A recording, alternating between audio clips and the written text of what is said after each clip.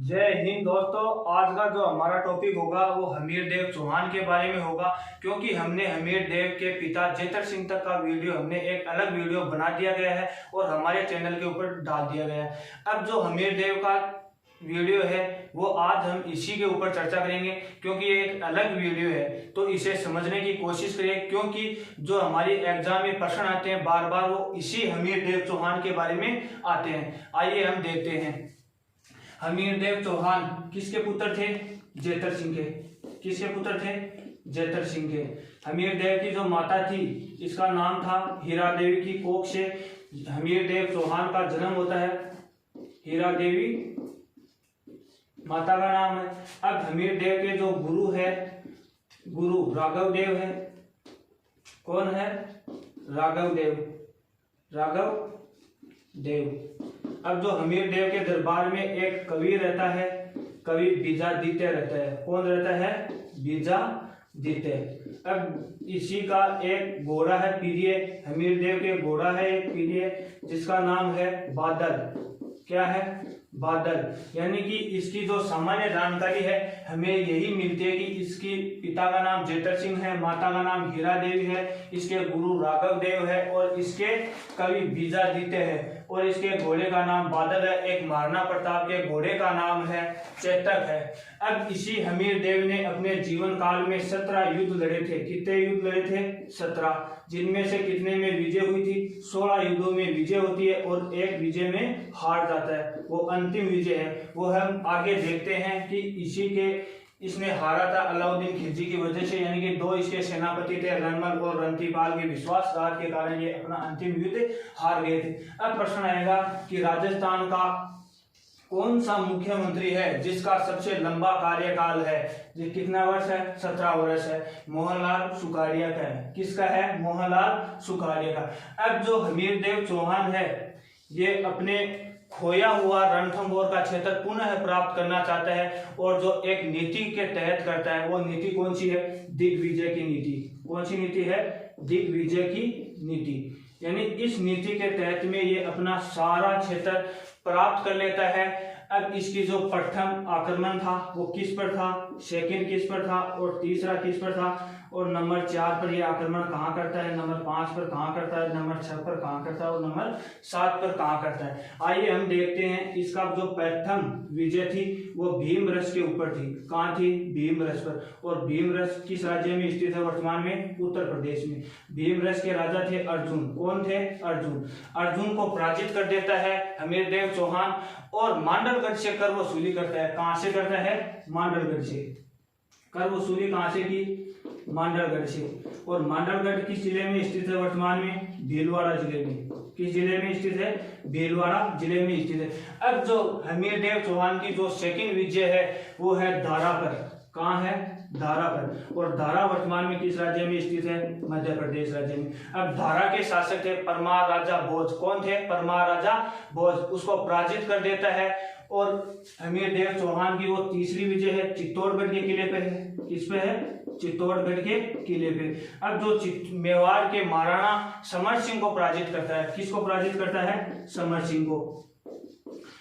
समर सिंह मेवाड़ के प्रथम व्यक्ति है जिसने जीव हिंसा पर रोक लगाई थी। किस पर रोक लगाई थी? जीव हिंसा पर। किससे पराजित हुआ था ये? हमीर देव चौहान से। अब इसकी जो नंबर 4 पर विजय है वो आबू पर है। कहाँ है? आबू पर। और आबू वर्तमान में किस जिले में स्थित है? सिरोही में। कहाँ स्थित है? सिरोही में। आबू के शासक थे प्रताप सिंह। कौन थे? प्रताप सिंह। यानी कि प्रताप सिंह को पराजित कर देता है और इसकी जो नंबर 5 पे विजय थी वो काठियावाड़ पर थी। कहाँ थी? काठियावाड़ पर। और काठियावाड़ वर्तमान में किस राज्य में स्थित है? गुजरात में स्थित है। काठियावाड़ का शाब्दिक अर्थ होता है कठोर भूमि से रक्षित प्रदेश। क्या होता है? कठोर भूमि से रक्षित प्रदेश। इसकी नंबर 6 पर विजय थी पुष्कर पर थी और पुष्कर वर्तमान में किस जिले में स्थित है?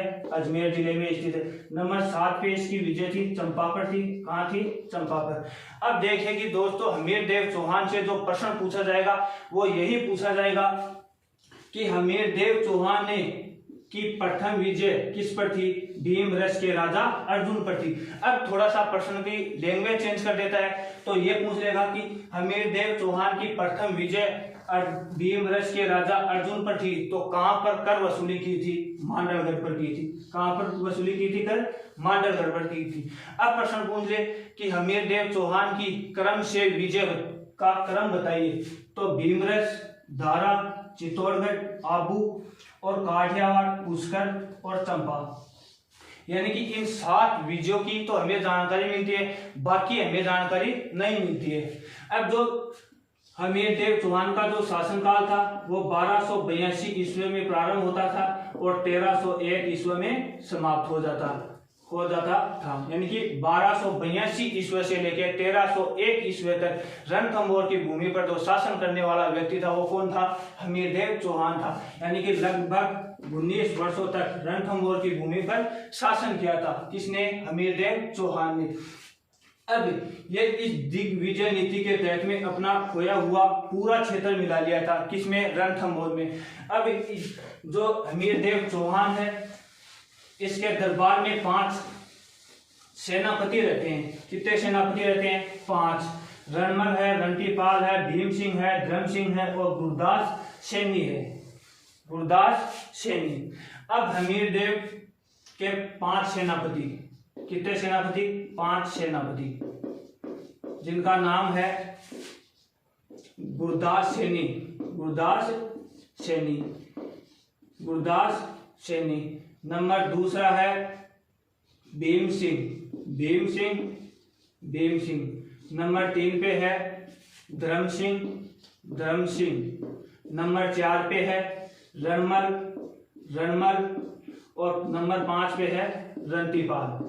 रणतीपाल। यानी कि ये इतने हमीरदेव चौहान के दरबार में रहते थे और जिनमें से विश्वासघात करने वाले हमीरदेव से कौन थे? रणमल और रणतीपाल। ये दोनों ही विश्वासघात कर लेते हैं और ये अलाउद्दीन खिलजी के पास में चले जाते हैं। वो हम अभी चर्चा करते हैं आगे।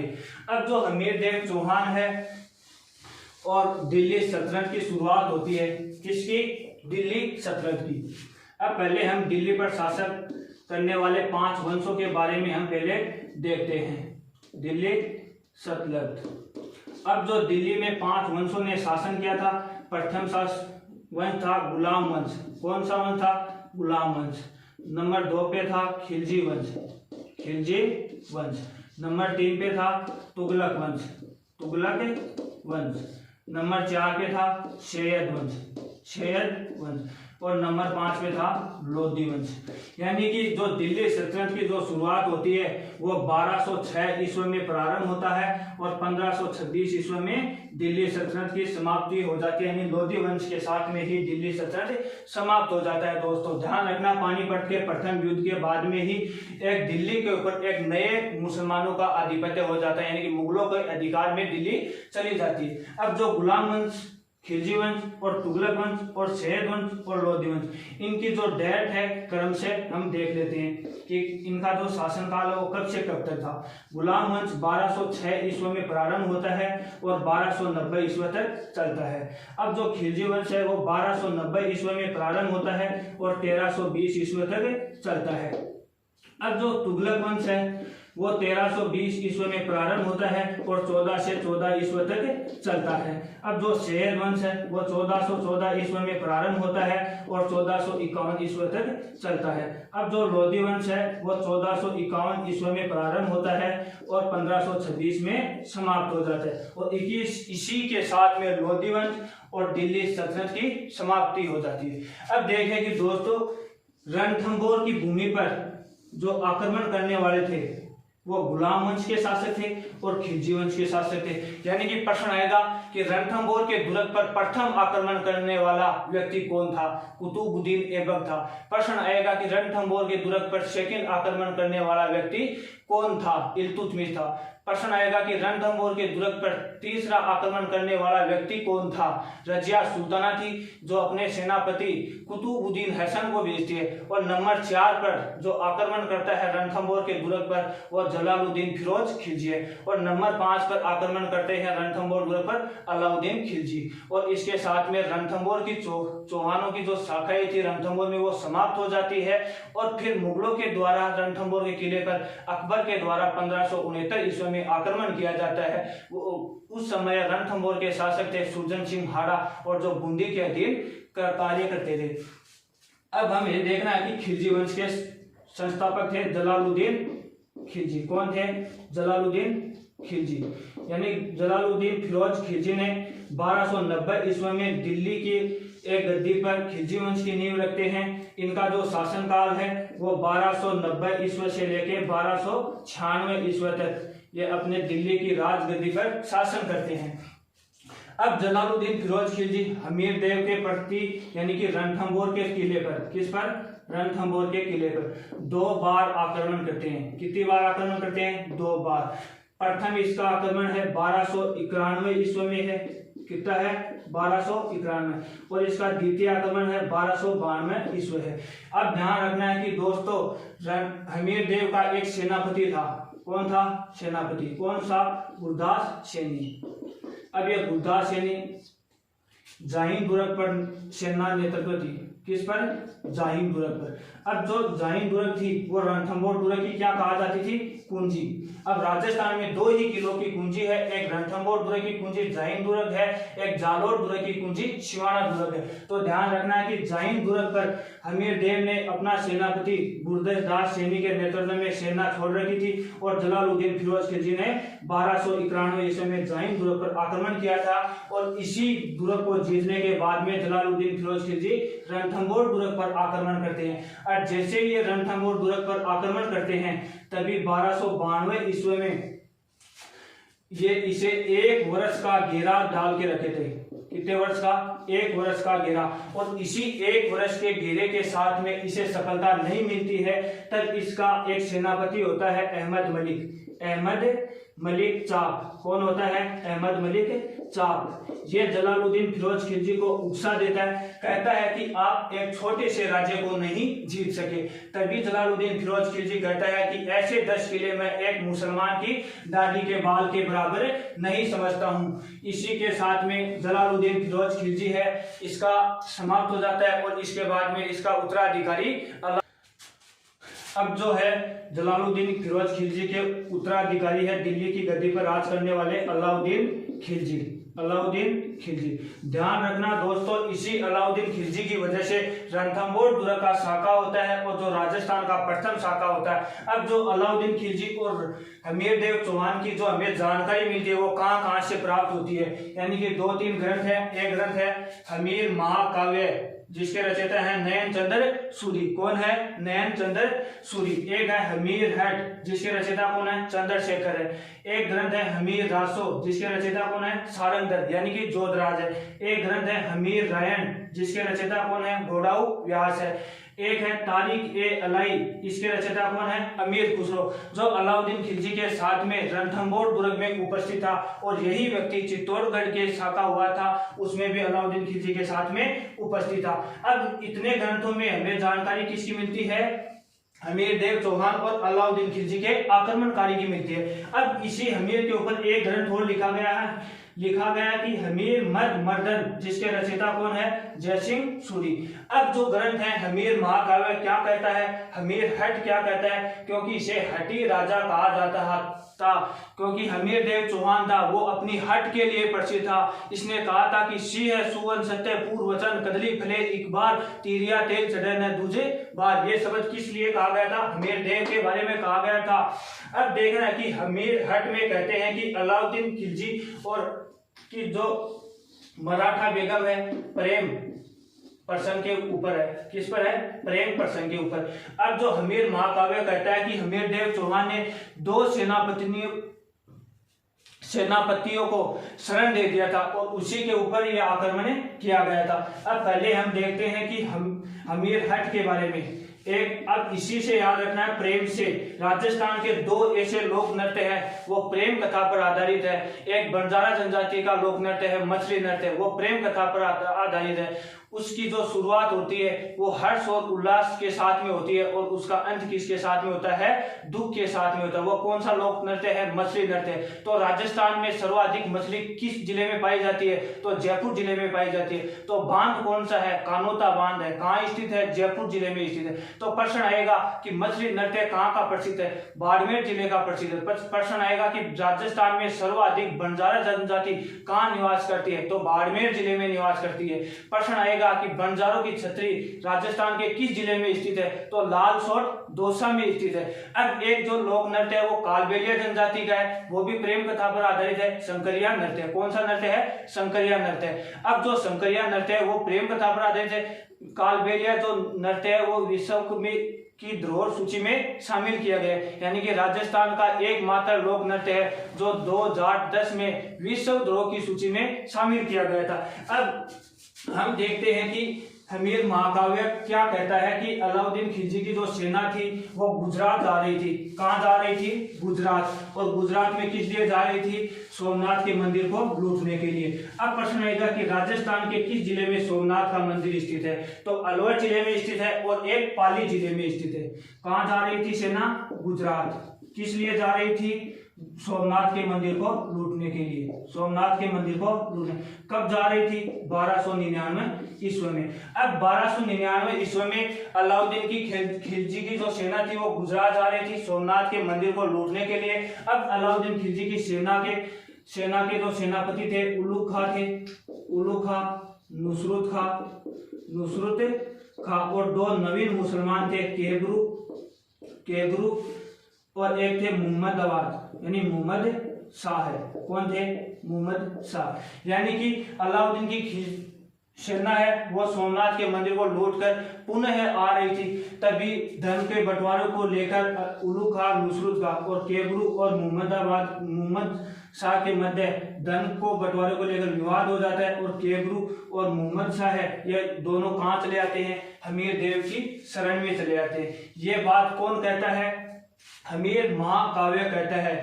हमीर महाकाव्य यही बात कहता है कि हमीर देव चौहान की शरण में आ गए थे केबरू और मोहम्मद। अब जो पीछे से अलाउद्दीन खिलजी की जो सेना है वो उल्लू खां, नुसरत खां के नेतृत्व में सेना आती है रणथंभौर दुर्ग पर आक्रमण करने के लिए। इसी के साथ में हमीर देव के दो सेनापति थे, भीम सिंह और धर्म सिंह। कौन थे, भीम सिंह और धर्म सिंह। अब धर्म सिंह और भीम सिंह मारा जाता है, नुसरत को मारा जाता है। यानी कि नुसरत खां था जो अलाउद्दीन खिलजी का सेनापति था, रणथंभौर दुर्ग में मारा गया था। और हमीर देव का सेनापति कौन सा था, भीम सिंह, ये भी मारा जाता है। अब अलाउद्दीन खिलजी खुद ही आ जाते हैं रणथंभौर दुर्ग में, ऐसे कहते हैं। अब जो हमीर हट है ये ग्रंथ कहता है कि अलाउद्दीन खिलजी की मराठा बेगम थी चिन्ना। कौन थी, चिन्ना। और इस मंगोल सेनापति था मीर मोहम्मद शाह है। अब यही मोहम्मद शाह और ये मोहम्मद शाह दोनों एक ही है, अलग अलग नहीं है। दोनों के मध्य प्रेम प्रसंग हो जाता है। अब ये प्रेम प्रसंग के हो जाने के बाद में चिन्ना और मीर मोहम्मद शाह अलाउद्दीन खिलजी को टपकाने यानी इसको अलविदा इस दुनिया से करने के लिए इसका एक षड्यंत्र रचती है। और उसी षड्यंत्र के माध्यम से इस बात का पता अलाउद्दीन खिलजी को चल गया था और ये दोनों कहाँ चले जाते हैं, हमीर देव चौहान के शरण में चले जाते हैं। अब ये शरण में जाने के बाद में अलाउद्दीन खिलजी खुद ही आ जाता है। 8 माह तक घेरा डाल के रहता है रणथंभौर दुर्ग के ऊपर, लेकिन इसे कोई सफलता नहीं मिलती है। तभी हमीर देव चौहान एक यज्ञ में मौन व्रत रख के कर रहे थे और वो यज्ञ था कोटिय जन यज्ञ। कौन सा यज्ञ था, कोटिय जन यज्ञ। अब इस यज्ञ के जो राज पुरोहित थे वो थे विषव रूप। कौन थे, विषव रूप। यानी कि ये मौन व्रत रख के कोटिय जन यज्ञ में कर रहा था और साथ में अलाउद्दीन खिलजी की सेना पीछे से आक्रमण करने के लिए तैयार थी। लेकिन हमीर देव चौहान ने चिन्ना और मीर मोहम्मद शाह की शरण दे दिया था और ये एक पत्र लिखता है अलाउद्दीन खिलजी कि या तो आप शरणागतों को मार दो या शरणागतों को लौटा दो। अब ये न तो लौटाता है न ही मारता है, तब भी इसी के लिए एक लाइन कही गई है कि सीए सुवन सत्य पूर्व वचन कदली फले एक बार तीरिया तेल चढ़े न दूजे बार। यानी कि हमीर जो कह देता है वो कभी अटल नहीं होता है। केले के पत्ते के एक बार फल आता है, स्त्री पुरुष के एक बार तेल चढ़ता है। अमीर देव ने जो कह दिया वो कभी अटल नहीं होता, ऐसी लाइन कह देता है। अब जो अलाउद्दीन खिलजी की जो सेना है और रणमल और रणतीपाल जो हमीर देव के जो सेनापति हैं, ये विश्वासघात कर लेते हैं। क्या कर लेते हैं? विश्वासघात। किससे किए थे? हमीर देव से। रणमल और रणतीपाल दोनों अलाउद्दीन खिलजी की शरण में चले जाते हैं। यानी कि बूंदी के किले का परगना का लालच दिया था। किसने दिया था? अलाउद्दीन खिलजी ने। अब ये गुप्त रास्ता अंदर दुर्ग में प्रवेश कर जाते हैं, बता देते हैं रणमल और रणतीपाल, और सेना हमीर देव के ऊपर टूट पड़ती है। तभी हमीर देव चौहान ने राजपूत पुरुषों के साथ में केसरिया वस्त्र धारण करके केसरिया कर लेते हैं। क्या कर लेते हैं? केसरिया। और जो हमीर देव की जो पत्नी थी रण देवी, कौन थी? रण देवी, और इसकी पुत्री थी पद्मा, यानी कि देवल दे, महिलाओं के साथ में जोहर कर लेती है। क्या कर लेती है? जोहर कर लेती है। अब देखिए कि दोस्तों, ये केसरिया और जोहर से मिलाकर किसका निर्माण होता है? शाखा। अब राजस्थान का प्रथम शाखा, रणथंभौर दुर्ग का प्रथम शाखा 11 जुलाई 1301 को होता है। कब होता है? 11 जुलाई 1301 ईस्वी को होता है। अब इस दुर्ग पर अलाउद्दीन खिलजी का अधिकार हो जाता है 13 जुलाई 1301 यानी 13/7/1301 को अलाउद्दीन खिलजी का अधिकार रणथंभौर दुर्ग पर तुरंत तय हो गया था।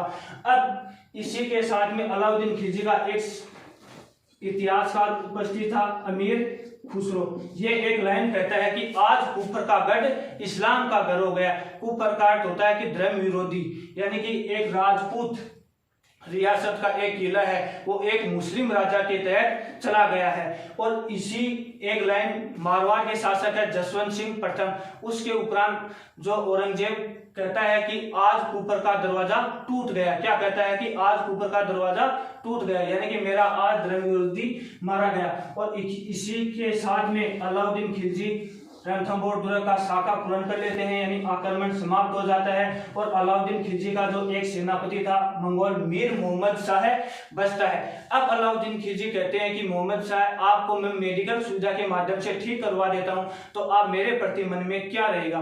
तो इसी वक्त में मोहम्मद शाह कहते हैं कि पहले तो मैं आपका कत्ल करूंगा और उसके बाद में मैं हमीर देव चौहान के किसी वंशज को रणथंभौर की जागीर प्राप्त करूंगा, यानी उसे दिलाऊंगा, ये कही थी। और अब दो विश्वासघात सेनापति थे हमीर देव और हमीर देव के रणमल और रणतीपाल, ये बूंदी के किले को लेने के लिए चले जाते हैं। तभी अलाउद्दीन खिलजी कहता है कि आप पहले तो अपने राजा के ही वफादार नहीं हो, तो आप भविष्य में मैं आपसे स्वामी भक्ति की आशा कैसे कर सकता हूं? और इसे भी दोनों को मार देता है। और मोहम्मद शाह को एक हाथी के पैरों के द्वारा कुचला दिया जाता है। और जो हाथी है उसका नाम है मस्कट। क्या है? मस्कट। यानी इस हाथी के पैरों के द्वारा मोहम्मद शाह की हत्या कर दी जाती है। और इसी के साथ में रणथंभौर की जो चौहान वंश की शाखा थी वो समाप्त हो जाती है। दोस्तों, ये था रणथंभौर के चौहान वंश। अब इसके बाद में जो बूंदी के अधीन चला जाता है, मुगलों के अधीन भी आता है, ये आक्रमण होता है इस रणथंभौर की भूमि पर। और अंत में ये आमेर के कछवा वंश के शासक के शिकारगांव के रूप में कार्य करता है। और फिर 1763 ईस्वी में आमेर के कछवा वंश के राजा माधो सिंह प्रथम के द्वारा सवाई माधोपुर कस्बा बसा दिया जाता है। और इसी के साथ में हमारा हमीर देव चौहान समाप्त हो जाता है। तो ध्यान रखना कि दोस्तों, एग्जामिनर जो प्रश्न पूछेगा रणथंभौर के चौहानों से, तो वो हमीर देव से ही पूछता है। अब आपको 0 से हाई लेवल तक का मैंने बता दिया है, यानी कि कोई 1-2 लाइन रह गई है तो वो भी हम एक अलग से वीडियो फिर से बना देंगे, उसमें वापस डाल दिया जाएगा। लेकिन जो इसमें से वो प्रश्न आएगा वो आरपीएससी यानी red first grade, second grade और कॉलेज लेक्चरर स्कूल व्याख्याता के लिए महत्वपूर्ण इंपॉर्टेंट ये टॉपिक है। दोस्तों, हमारे चैनल को आपको सब्सक्राइब करना है, लाइक करना है, शेयर करना है। वीडियो पसंद आए तो कमेंट करके हमें जरूर बताना है। जय हिंद, जय भारत।